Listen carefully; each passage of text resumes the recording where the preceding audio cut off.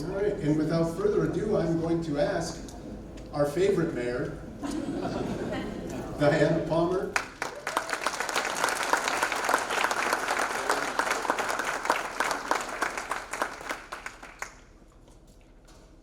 Good evening, everyone. Good evening, everyone. This is much nicer if we're talking.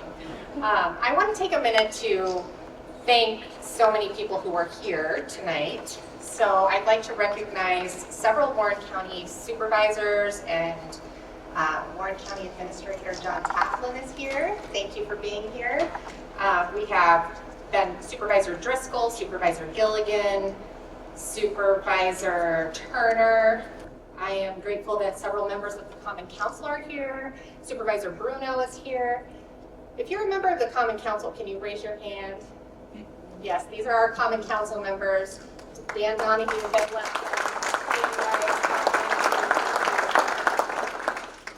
We have several employee department heads and staff here. If you are a department head, can you raise your hand? Thank you all for being here.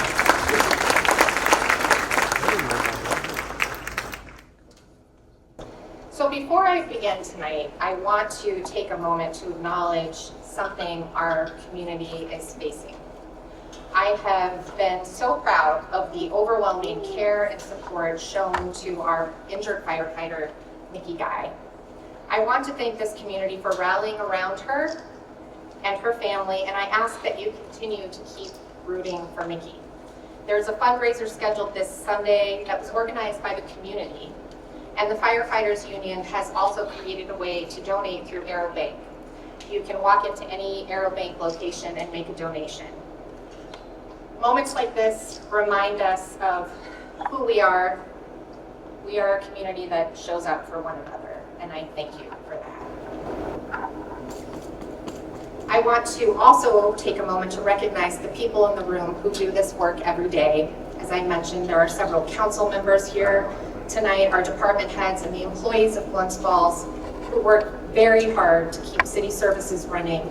And I'd also like to acknowledge the community partners, stakeholders, and other leaders who continue to stay engaged in the work of this city.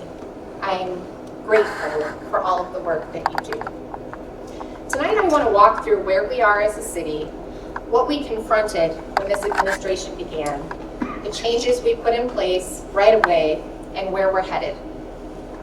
I'm going to talk about the work we've done to strengthen how city government operates, the financial issues we've been addressing, the steps we've taken in key areas like planning, public safety, development, and the foundation we are building for the future. When I took office on January 1st, I got right to work. Over my years on the Common Council, I spent a lot of time looking closely at how things were working and where they could work better. During my transition period, I honed in on specific changes that I wanted to make and was prepared to begin implementing those plans. So when I stepped into the role of mayor of Glens Falls, my administration was prepared to move forward right away, day one. We had plans, in many cases, multiple plans, depending on the department or the issue. Fundamentally, we got back to basics. You cannot build a successful government on top of a faulty foundation. One of the first areas we focused on was how city operates internally. Policies and procedures don't always get a lot of attention, but they should, because they matter. In January, we confronted a situation in which policies and procedures were often unclear, outdated, not being followed consistently, or all of the above. That creates confusion, it creates risk, and it makes it harder for staff to do their jobs well, so we addressed it directly. We created a policy committee, and I want to recognize Councilman Dan Rice for his leadership as chair of that committee, along with council members Bob Landry and Ben Lapham, who have been doing the work alongside him. I also want to recognize our city attorney, Taylor Bassford, who has been advising, supporting that work every step of the way. Together, they've been building clear, practical policies that guide how the city will operate going forward. That includes things like how petty cash is handled, how vehicles and equipment will be tracked, and how expense approvals will work. These probably seem like basic mundane things, but when they're not done right, it causes bigger problems. So going forward, expectations are going to be clear. We have policies, we follow them, we review them, and make them better. We also analyzed how decisions are made in city government and how we can improve the process to operate with more accountability and efficiency. We found that although committees existed, they weren't always functioning the way they should. Some met regularly, others didn't. Work wasn't always being fully vetted before coming to the council, so we made some changes. We restructured committees, we set a regular schedule, we made it clear that work should be done properly and fully at the committee level before coming forward for action by city government.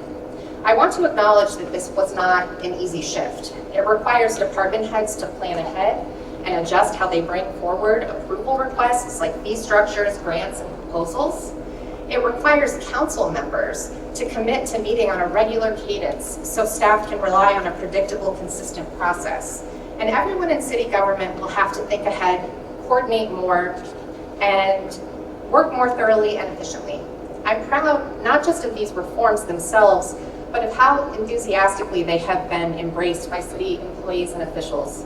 When you make noticeable operational changes in any organization, you can expect some resistance, but that's not what we've seen here. What we've seen instead is people stepping up, and I'm truly grateful for that. Our staff and our council have embraced these changes and are working more as a team. Because of that, the city is running more efficiently. We also made targeted changes to strengthen how the city operates internally. In many cases, that meant reorganizing departments, consolidating roles, and shifting priorities. Our goal is to bring the expertise that the city needs while also reducing overall overhead. We are not only going to run leaner, but we are also operating with more targeted expertise aligned with the city's goals and priorities. So, with the fundamentals in place, my administration turned its full attention on taking a much clearer and more disciplined look at our finances. Right away, upon taking office in January, we identified issues that needed to be addressed directly, including missed reporting deadlines that could impact funding, missed payments that resulted in late fees, overspent budget lines, expenses coming in that had not been budgeted for, and a bookkeeping structure that was unclear and difficult to fully make sense of. We have confronted all of these issues, enacted reforms, and are heading down a much healthier path. First, we've been taking a very close look at where money is being spent and how it could be spent more efficiently or not at all in some cases. This is about identifying waste and missed opportunities, then acting on every opportunity we see. We are reviewing contracts. We are looking at subscriptions and recurring expenses. We are asking simple questions like, are we using this? Do we still need this? And in a number of cases, the answer has been no. We found areas where we were paying for services that weren't being used, and we canceled them. We found tablets that had been sitting unused in boxes for years while we paid for cell service on them. We found open contracts that we weren't utilizing, and in one case, we were insuring vehicles that the city didn't have in its fleet anymore. These are the kinds of things that add up over time, but not anymore. This is a slow, deliberate process. It requires coordination. It requires attention to detail. It requires follow-through. And we have people doing that work. I want to thank our purchasing department for being a huge part of helping lead this review. I want to thank our city attorney for her work helping us get out of contracts that no longer serve the city. And I want to thank my chief of staff, Steve Thurston. He took on the task of reviewing our vehicle fleet and insurance and corrected issues that had been lingering for years.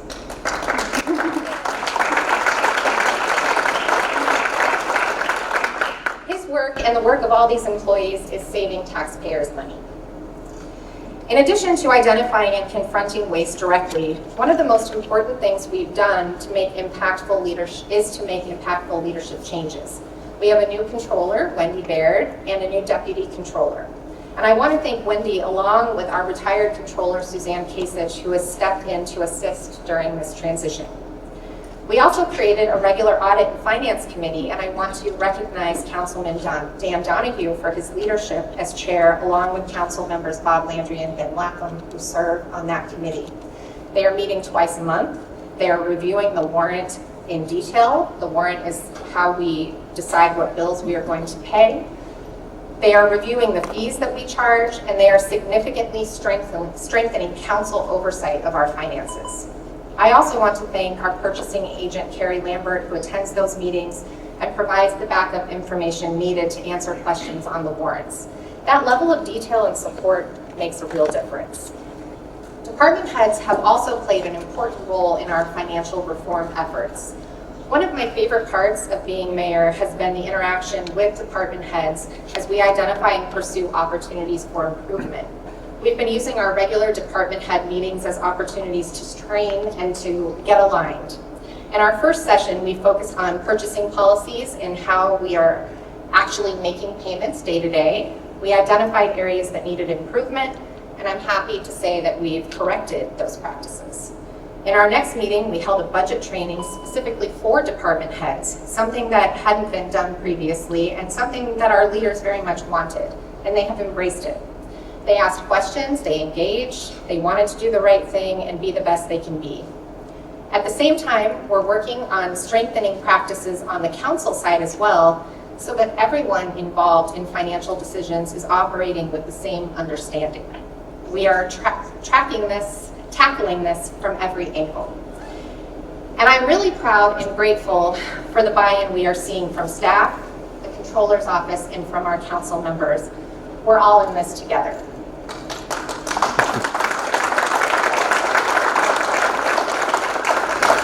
At the end of last year, the city entered into a state audit process. That work has continued into this year, and we have been actively engaged in it. I want to be clear about the process. This is not something we fear. It is something we embrace, because it gives us an opportunity to take a close look at our procedures, our internal controls, and how we operate, and how to improve. Alongside the changes we are already making, the outside auditor's analysis and recommendations give us a path to improve and strengthen how the city manages our finances. We are bringing in better tools and better data to guide financial decisions. We are working with a consultant to help us understand our financial position more clearly and to improve how we manage our resources. That same work also showed us that there were opportunities we had been missing. Opportunities to earn a higher return on the city's funds that had been identified previously but not acted on. That's money that should have been working for the taxpayers. It wasn't, but now it will be. It also became very clear that we needed to establish a true financial baseline, so we brought in additional support to help us build that clear picture. That work is underway. I believe that as we head into this next budget cycle, we will have a clearer, more accurate understanding of our finances than we have had at any point during my time in city government.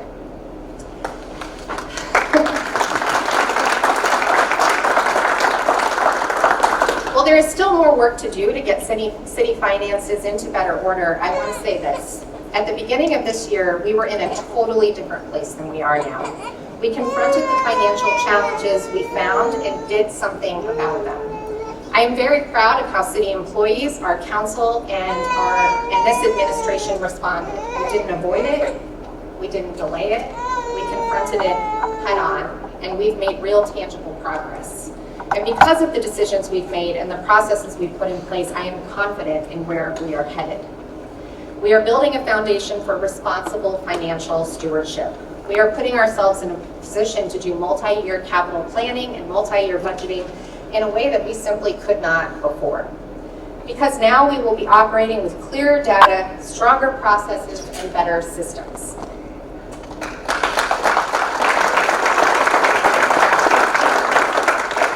Alongside all of these foundational changes, policies, procedures, staffing, and finances, we also made some changes to the space itself at City Hall. Nothing dramatic. We decluttered, we put on a fresh coat of paint, we added some curated pieces that reflect the city's history and the events that make this community what it is. The result is a space that feels more organized, more focused, and more reflective of the work that is happening there. A space we can be proud to show when people come to City Hall. And just as important, a space that feels like a good environment to work in. In some ways, it reflects the same approach we're taking more broadly. Clearer, more intentional, and built to function better. Being mayor of a small city is about solving problems. At any given time, there will be new problems that need careful thought and solution. The beginning of my administration was no exception. In January, we confronted a number of ongoing issues, and I am proud of the progress my administration has made on all of them. One major problem we confronted in January is the situation at our recreation center and the ice rink near the YMCA. Many people are aware that there were environmental concerns last year related to glycol leaking from the rink's cooling system, and the Department of Environmental Conservation had gotten involved. As we studied this issue closely in January, it became clear that the problem was serious and evolving. The levels of glycol were rising, monitoring requirements were increasing, and the city was being required to pump and store contaminated groundwater with the likelihood of having to eventually transport and dispose of it. At the same time, there was no secured funding in place to address necessary long-term repairs, and the city's budget for the ice rink had already been exhausted. All in all, we found that the potential cost to the city was significant and uncertain. We were looking at estimates in the range of millions of dollars, without a clear understanding of the full scope until the ice could be removed and the system fully addressed. So we acted. We increased monitoring. We worked closely with the DEC to manage the environmental risks, and we began meeting regularly with stakeholders to assess options and find a path forward. At the same time, we focused on key priorities. How do we preserve this facility, address the environmental issue, and avoid placing an unsustainable burden on taxpayers? I want to acknowledge the work of our city engineer, Jeremy Snibel, our DPW and Recreation Superintendent, Tom Gerard, and our city attorneys, Taylor Bassford and Claudia Bramer, who all played a part in addressing this issue. I'm very pleased to share that we've reached a solution. We are pursuing an agreement with the Adirondack Youth Hockey Association to move forward with the transfer of operations and pursue a sale of the facility. Under this agreement, AYHA, who are marking their 50th year in our community, will take over operations of the rink and assume responsibilities of remediation. This keeps hockey in our community, keeps the facility active, and shifts costs from the city. The impact is significant.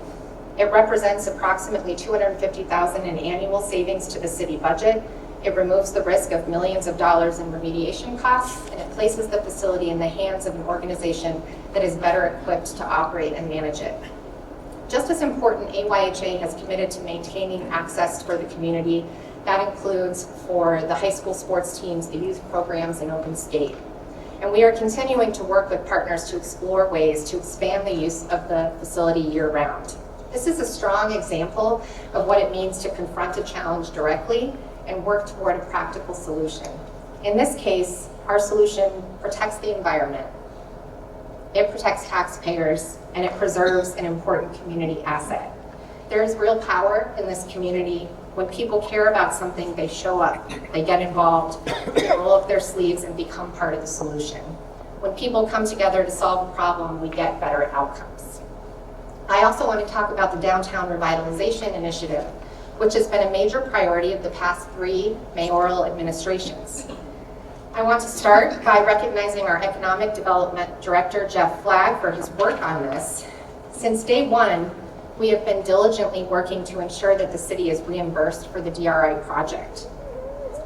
At this point, we have not yet been reimbursed, but I am proud and relieved to say that through a significant amount of outreach, coordination, and reporting, we are expecting a large reimbursement, close to $6 million, sometime this summer.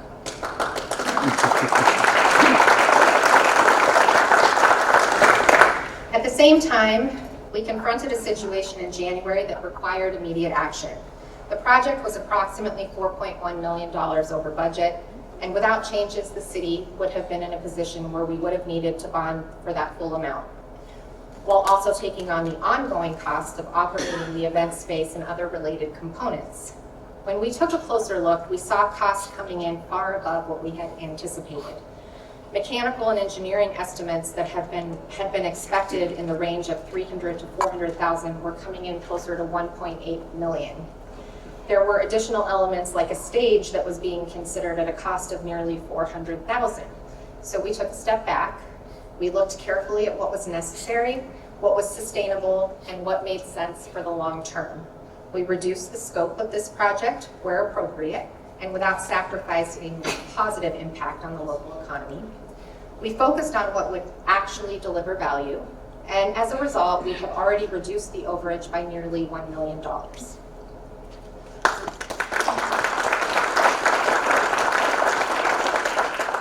We also issued an RFP to pursue private partnerships, and we are making strong progress towards securing partners who can help activate and sustain this space moving forward.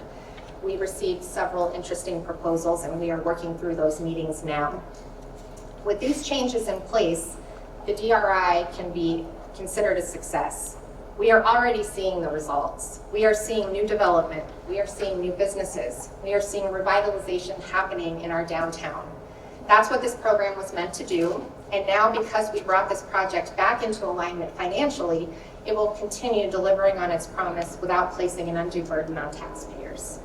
We've reduced the scope, we've lowered the overage, we've pursued reimbursement, we've put the project on a more sustainable path.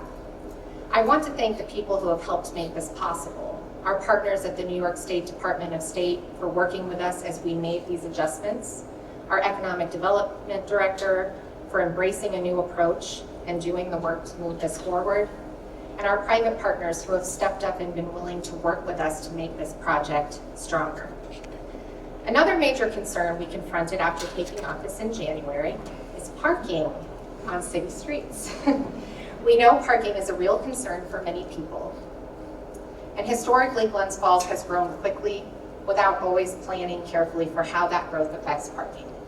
From day one, I knew this was something we needed to address, and so we got to work right away. We brought in the business community along with police, fire, DPW, the school district, and worked it through a full process. Now we have real changes that were just in front of the Common Council.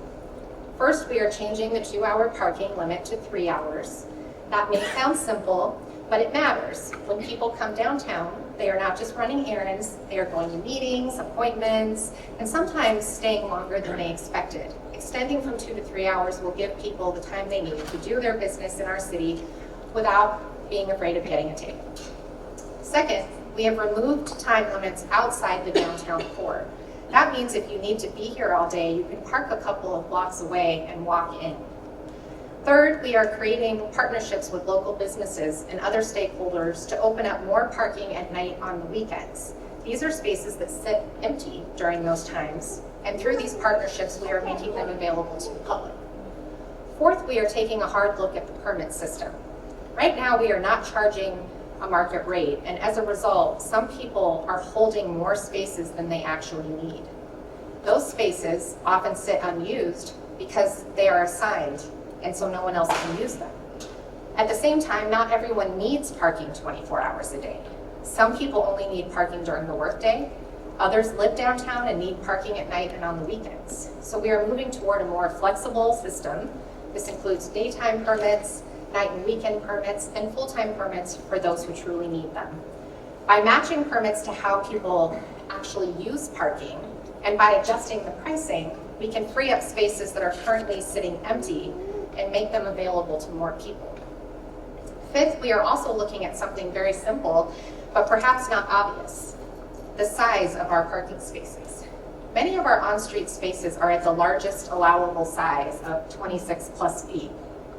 By adjusting those to more standard sizes, anywhere from 20 feet on corners to 22 or 23 feet elsewhere, we can create additional spaces without building anything new.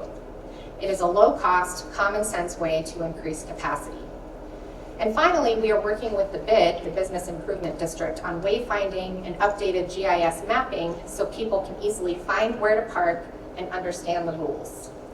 Because part of the challenge is not just availability, it is making sure people know where the parking is and how to use it. All of this is about using common sense and technology to improve parking and make better use of what we already have before turning to expensive solutions like building a brand new parking garage.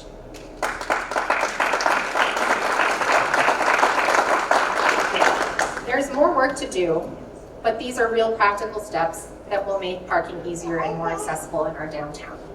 I also want to take a moment to thank the people who have been helping move this forward, including our city clerk's office, Megan Nolan and Emily Neal, along with Allison Gaddy, our planner, Taylor, our attorney, and Jeff, our economic development director. This has been a collaborative effort, and I'm grateful for the collective work.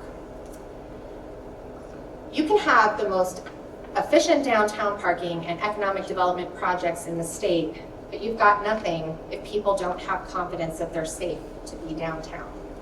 I'm proud to say that we are working hard to strengthen public safety in our community. One of the initiatives I knew I wanted to pursue from day one was establishing foot patrols. I spoke with our police leadership about this, and I want to thank our incoming police chief, Kyle Diamond, who's in the back of the room, for working to establish a dedicated downtown beat position. Officer Pooler is here.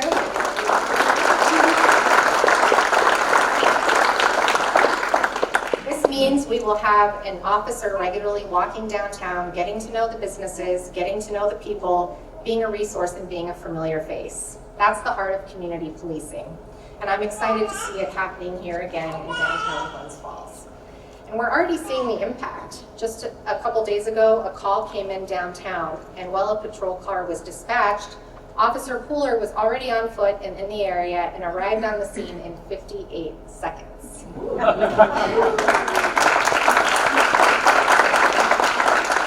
That's the power of having a visible presence already out walking the beat. We are also moving forward with the LEAD program. For those who may not be familiar, LEAD stands for Law Enforcement Assisted Diversion. It's a program that expands the tools our police officers have to redirect individuals dealing with substance use, mental health challenges, or other underlying issues toward case management and other services that can help turn their lives around. I've been working closely with our city social worker, Darlene Hafner, to fully institute this program, and we've been coordinating with the LEAD Bureau to begin training and implementation. We've selected a partner, Hope and Healing, to manage the LEAD program through with our police department, and we've also partnered with Catholic Charities, who are prepared to begin this work with us and have case managers in place to support it. Instead of cycling people through arrests and court appearances, the LEAD program will connect them with support.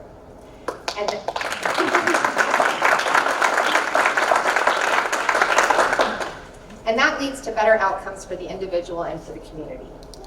We are also working with our regional partners on specific safety concerns that have been raised regarding the bus shelters and locations. I've initiated conversations with CDTA to discuss ways to address these concerns. We will be convening a stakeholder meeting in the near future to bring together the right people and develop practical solutions, and I appreciate their partnership. Now I also want to acknowledge something that I've been hearing from residents. There's been concern about activity in City Park. Some people feel like this is something new or that things are changing for the worse, and I understand those concerns. But I want you to know that this is nothing we haven't seen before and nothing we can't handle effectively. As some of you know, I've been working with Elizabeth Hogan and others on a project to tell the stories of remarkable women from our city's history. In the course of that work, we came across an article from 1913, over 100 years ago, about concerns in City Park. And I want to share a small part of it.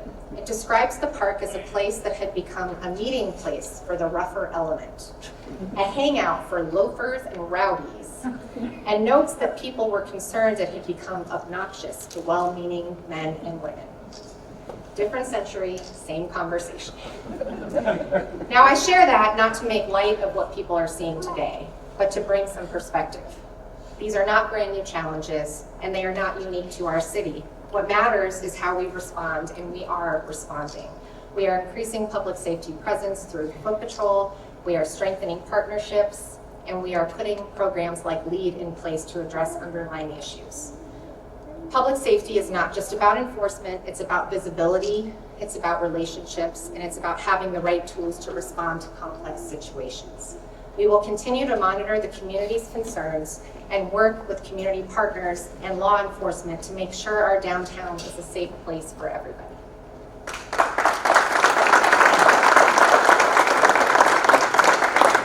Another important step we've taken is strengthening how we approach planning and development. We've created a new planning and zoning department within city government. This is about making sure we have the expertise in-house to guide decisions, coordinate projects, and think long-term. We've hired a new planner, Allison Gaddy. Allison brings a strong mix of regional and local experience. She has worked with the Lake Champlain, Lake George Regional Planning Board, as well as in Saratoga County and the City of Albany. Allison also knows our community. She previously served as chair of our Zoning Board of Appeals. She's a great addition to our team, and we're very fortunate to have her. Even in the short time she has been with us, we've already seen the impact. We identified several grants that had been awarded to the city but were at risk, either because reporting hadn't been completed or because there wasn't a clear plan in place for how those funds would be used. Those are opportunities we can't afford to lose, so we've taken steps to correct those problems. We're working with the council, our boards and commissions, and our staff to make sure we fully take advantage of those resources. The new planning and zoning department will also help streamline how people interact with the city. It will support the work of the planning board and the zoning board. It will help coordinate projects across departments, and it will serve as a clear starting point for the development process. Because our goal is simple, we want to make the city as user-friendly as possible for people who want to do business here. And that starts with setting clear expectations and having clear processes from the beginning. Now that we have separated planning and zoning from building inspection and code enforcement, it is a good time to evaluate how to make the building and codes department work best for our city and stakeholders. This is another area where we've had long-standing challenges. For as long as I've been involved in city government, we have struggled to keep up with the number of inspections we are responsible for. The response over time has been to add more staff. But even with those additions, we haven't consistently been able to meet the demand. So we are looking at a different approach. We are currently exploring a shared services model with Warren County. This is something that is being considered by both the city and the county right now. No final decisions have been made, but I believe it is a model worth seriously considering. The goal is simple: to provide more constant, reliable service for our residents and our businesses. At the same time, it creates an opportunity for the city to reduce overhead and for the county to increase revenue. We are stepping back and asking a basic question. Is there a better way to deliver this service? And if there is, we should be open to it. We will continue to evaluate this shared service option carefully, work with our partners at the county, and make sure that any decision we make is in the best interest of our residents. We have completed a draft of our comprehensive plan, and it is currently out for public review. We're encouraging people to take a look, share your feedback, and be part of the process. Once your feedback is incorporated, we will move to adopt the plan and then use it to guide the next phase of work. That includes applying for funding to update our zoning code. This will be a major effort, and it will require input from as many of you as we can get. I will be asking for your participation, and I hope you will be part of this process, because zoning shapes how our city grows. This is an opportunity to address real issues in our community. It's an opportunity to remove unnecessary barriers to development and to housing, and it's an opportunity to strengthen the standards that protect what people value about this city: our character, our design, and the feel of our neighborhoods. Getting the balance right matters. Making it easier to invest and build while also being thoughtful about how we grow. We want to make sure that through careful planning and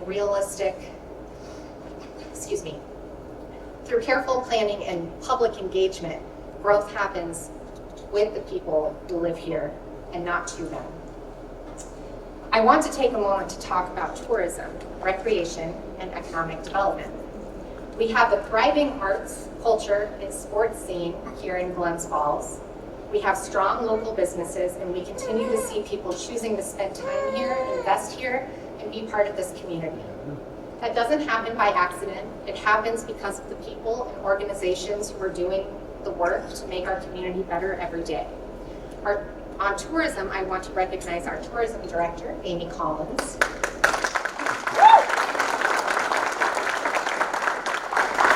Amy, along with my Chief of Staff, Steve Thurston, has been working closely with Warren County Tourism staff to pilot a new approach here in Glens Falls. We will be sharing the county's application portal for occupancy tax funding for special events. This is going to create a more fair and consistent process for the community groups that organize the events that take place in our city. These events improve our quality of life. They bring people into our downtown. They support our restaurants, our shops, and our hotels. We are also creating a clear rubric to evaluate occupancy tax funding applications. Applications will be reviewed and recommendations will be made before coming to the full Common Council. This represents a shift in how we approach this work. In the past, there was a move toward trying to bring more of these events into City Hall and manage them from within. We are taking a different approach. We want to support the groups that are already doing a great job creating events in our community. We want to invest in their success, because when they succeed, our whole city benefits. I also want to recognize the Common Council Quality of Life Committee chaired by Councilman Sean Palladino, along with Councilwoman at Large Gooden and Council members Rice and Donahue. They will be playing an important role in reviewing those applications and more broadly in looking at ways we can continue to improve quality of life for the people who live here in Glens Falls.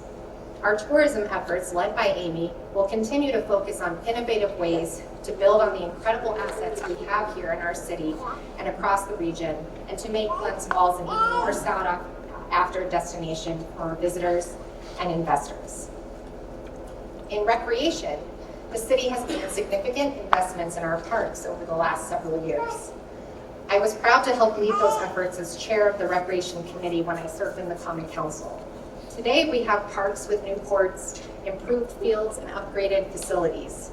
Now the focus shifts to how we use those assets.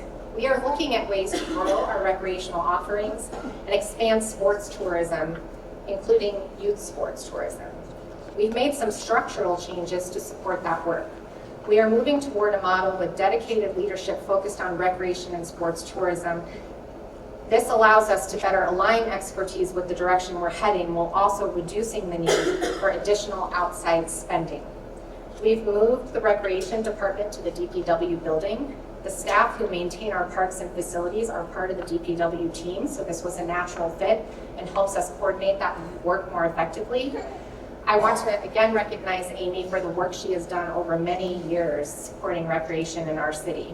And I want to recognize our new Recreation Director, Tom Gerard, who in partnership with our Recreation Commission will be leading efforts to expand programming and bring more tournaments and activities into our facilities. I also want to recognize Yvonne Italo, who continues to be a key part of supporting recreation efforts and now DPW across the city.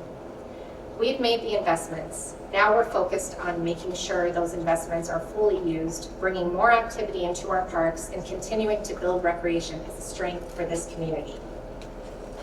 Economically, Glens Falls continues to attract new businesses and support the expansion of existing firms, maintaining the steady pace of growth we've seen since the end of the COVID pandemic. On and around South Street, the two-block transformation from Glen Street to Broad is nearly complete.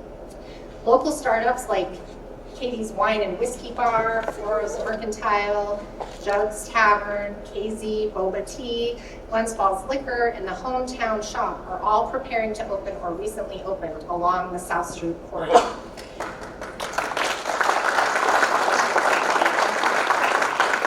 We are joining recent additions like Tea Salon, Downtown Dogs, in filling commercial spaces that have been vacant for years and in some cases decades. I want to take a moment to recognize the businesses that have been here through all of this as well. Long-standing establishments like Peter's Diner, Beamer's Pub, and New Way Lunch have been mainstays on South Street. There are also businesses that are newer but already a part of the fabric of this neighborhood. The Golden Monkey Lounge, Taco Kings, Bastard Restaurant Bar, Paparandak, and Southpaw Bistro. Thank you to those businesses for continuing to invest in Glens Falls throughout a very challenging period of construction. Together with more than 100 new apartments, this mix of long-standing, newer, and incoming businesses is creating a true mixed-use neighborhood, one that is walkable, varied, and vibrant. And while I focused on the expansion happening along South Street, we are fortunate to be home to a thriving downtown more broadly. A downtown anchored by the Queensberry Hotel, which is celebrating its 100th anniversary, along with so many outstanding restaurants, shops, and professional firms that make this city what it is. Aero Bank and Joint Align, meanwhile, are both celebrating their 175th anniversaries, maintaining a presence here in Glens Falls since before the Civil War. We are also seeing growth beyond downtown. Crew Coffee's new cold brew production facility in Tech Meadows is now under construction and will add jobs and diversity to our local economy. At the same time, we are taking a fresh look at Tech Meadows more broadly. We have had vacancy there for far too long, and the approach we have been taking has not been working. Warren County EDC has presented the city with a reimagined strategy based on smart growth principles. That proposal is currently being reviewed, or will soon be reviewed by the Common Council's Planning and Development Committee, chaired by Councilwoman at Large Gooden, along with Council members Lappin and Rice. Our next step will be to hold a public engagement session to share the concept with stakeholders and community members and determine whether this approach or another is the right path forward. We thank EDC for their partnership. Manufacturing is growing too. Adirondack Mechanical Services is preparing to move into a long vacant warehouse at 7 Pines Island, bringing a minimum of 50 jobs into our community. Even the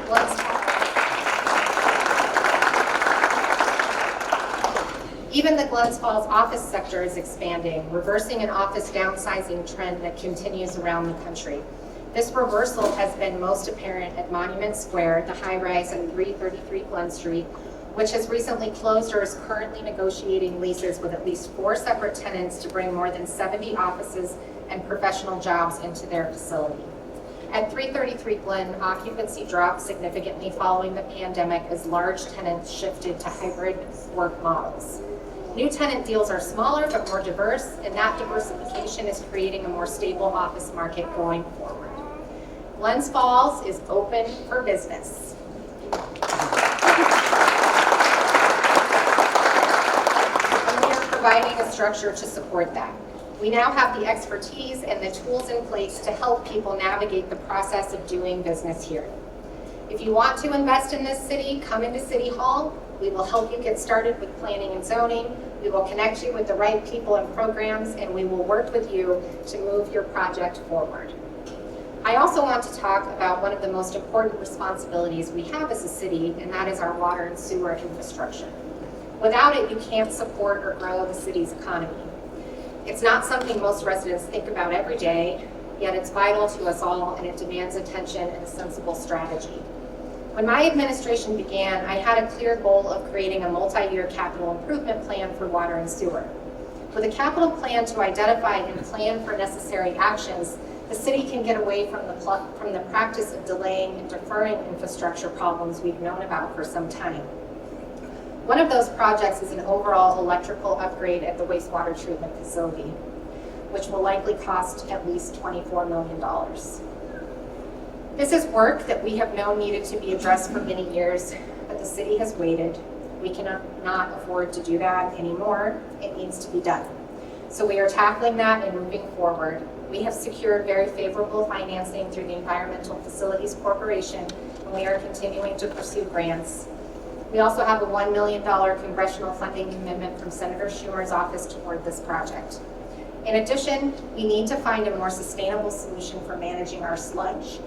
What we are doing now is not cost effective, and over time, if we continue to put off implementing a better solution, it will become financially unsustainable.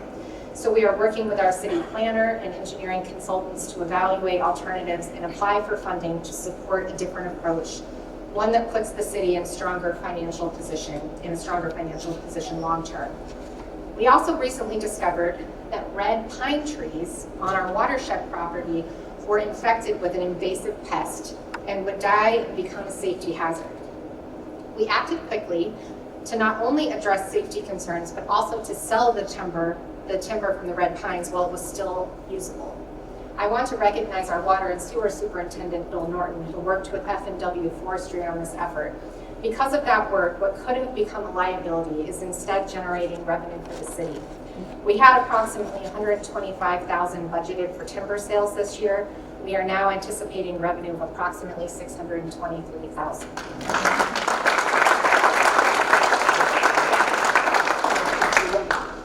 We have also been developing a water and sewer asset management plan funded by a grant from the New York State DEC. That work is ongoing and it will help guide our capital planning. The goal is to move toward a true multi-year capital improvement plan, one where we identify our needs, prioritize them, and develop not just a list of projects, but a clear funding strategy that includes multiple sources and funding that allows us to plan ahead instead of reacting. This work puts us on a more stable path. It reflects responsibility for the systems people rely on every day, and it reflects a commitment to planning for the future in a way that is thoughtful, realistic, and sustainable. As I close tonight, I want to come back to where we started. These 100 days have been busy. We've worked our hearts out day and night to solve this city's problems and position it for a success long into the future. None of this happened by accident. It happened because we made a choice to confront challenges directly, a choice to focus on fundamentals, and a choice to build systems that last. And it happened because of people, a dedicated team, engaged council members, committed partners across the community, people who show up every day ready to do the work. I also want to take a moment to acknowledge the pace of this work. The first 100 days have been an enormous lift for all of us. I am incredibly grateful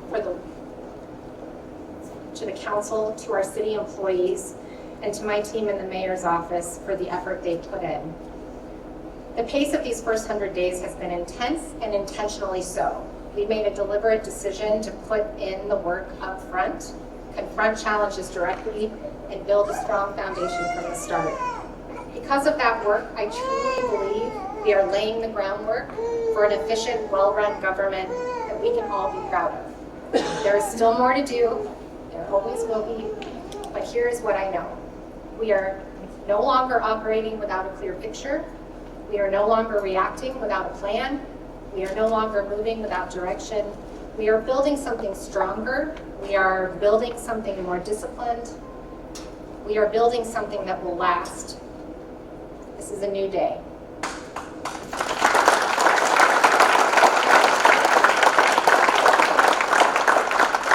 A day where decisions are guided by data, where policies provide clarity, where finances are understood, where public input and engagement are valued, where leadership is steady, where we all work together.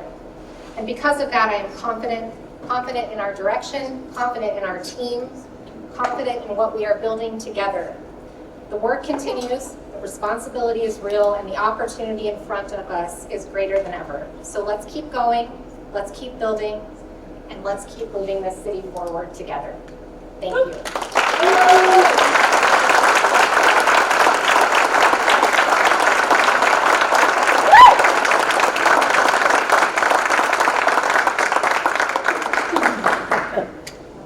I was going to ask Amy to go get the mayor a bottle of water before we continued on to questions, but if you would, pass your questions this way toward the center aisle and I'll collect them in the Tupperware, and then we'll have a little bit of time for the mayor to answer at least a few of them. I'll try not to be blinded. Thank you much. Pass along. It's like you were in school. Just go right ahead and pass them this way, pass them this way. Tupperware? Into the Tupperware. Anybody else? Any other questions? Like you're in school, you have to listen to all of the rules. I guess this way. It's too wide. Okay. Well, you answered all the questions, Mayor. I don't think they've got it. Anyone else? Okay. We only got a couple. I'll shuffle them. There you go. Okay. Let's see. What is the process for recycling of plastics? See, I have my glasses. Plastics and metal are. My speech was in large fonts. What is the process for recycling of plastic and metal? Our apartment building doesn't make provisions for us. Okay. I don't have a really amazing answer off the top of my head for this. I wish I did. I know you can take those items to the station where you sort them. Yeah. Does any department head here or council member know the answer to that question? Feel free to. I can tell you that it's the transfer stations that are operated by the town of Queensbury are also available to city residents. That's what I was referring to. That's what we is do. The Yeah. transfer stations. That's what we do if we have a large amount. But if I find a better answer, I'll let you know. And we do have an email with this one, so we'll make sure we look into that and get you an answer. Do you want some readers? Sure. Thank you.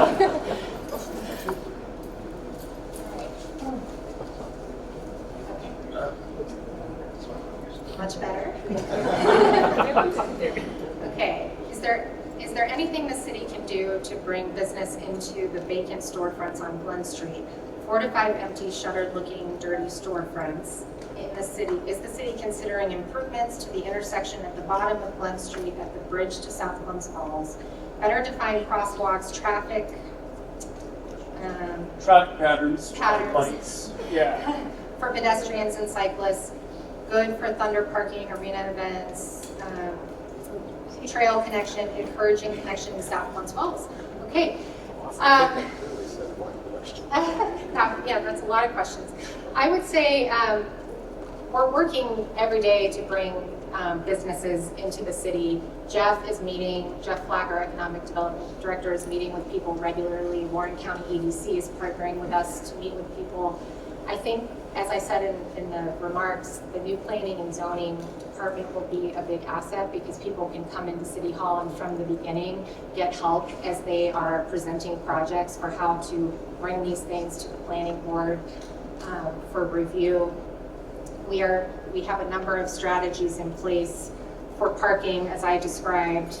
We're working on water and sewer infrastructure at the bridge in South Glens Falls, between South Glens Falls right now, as you know. We have a complete streets committee that we are revitalizing right now. Allison, our planner, is going to be working with that committee. Haley Gilligan, one of our supervisors, is on that committee.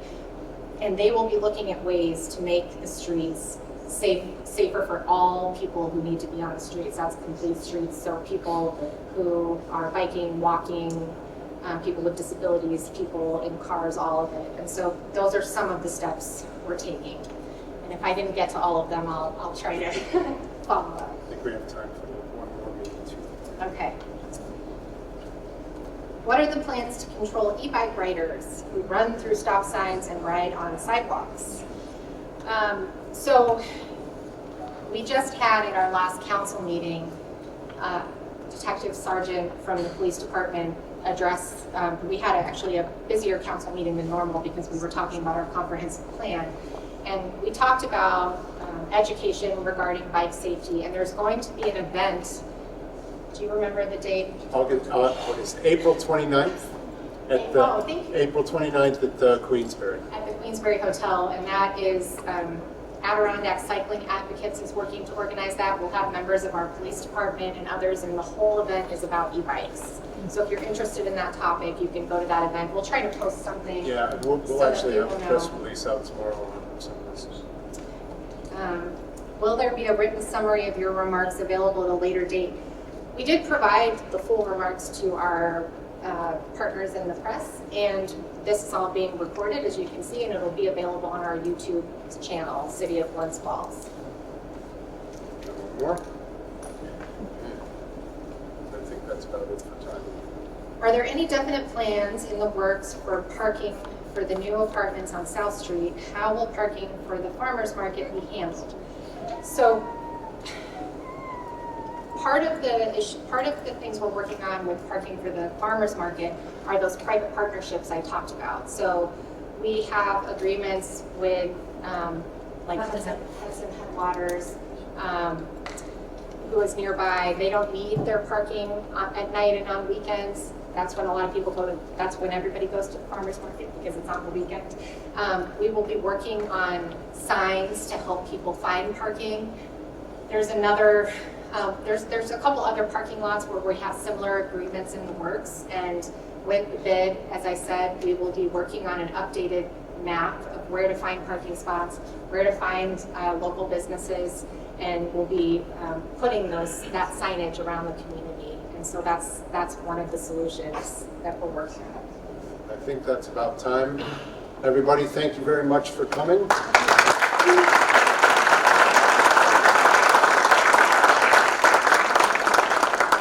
And if you have more questions, just stop me and put the index card in the Tupperware.